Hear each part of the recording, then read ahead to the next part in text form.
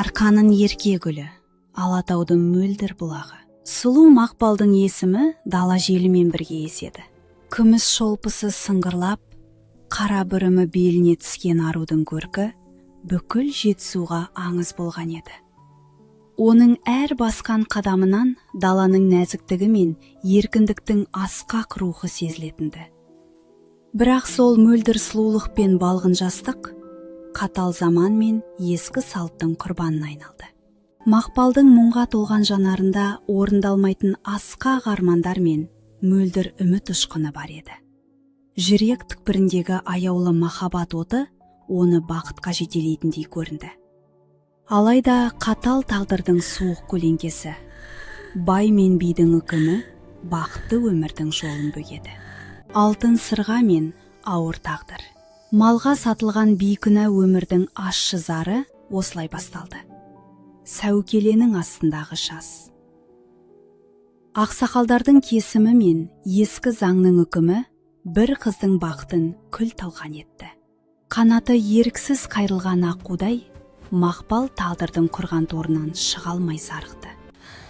Түн жамылып, үреймен қашқан сәттер. Даланың суық желі соңғы үмітті өшіруге шақ қалды. Шаңға көмілген күміс білезік, қираған арман мен үзілген үміттің мұңды символы болып қалды. Аспандағы жалғыз тырнаның мұңды үнімен Мақпалдың азаттық аңсаған жаны көкке ұшты. Жылдар өтті, бірақ ақынның қолжазбасында бұл қасіретті тағдыр мәңгілікке хатталып қалды.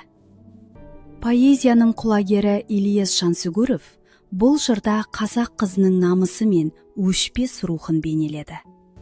Мақпал поэмасы қазақ әйелінің теңдігі мен бостандық жолындағы күресіне қойылған ескерткіш.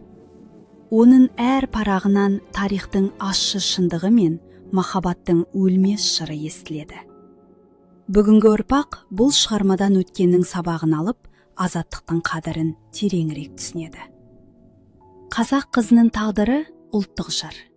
Сұлулық пен нәзіктіктің, қайсарлықтың өшпес белгісі. Ильяс Жансүгіров. Мақпал. Махаббат пен қасіреттің мәңгілік өлмес жыры. Құрметті оқырман, шығарманы оқуға кеңес беремін.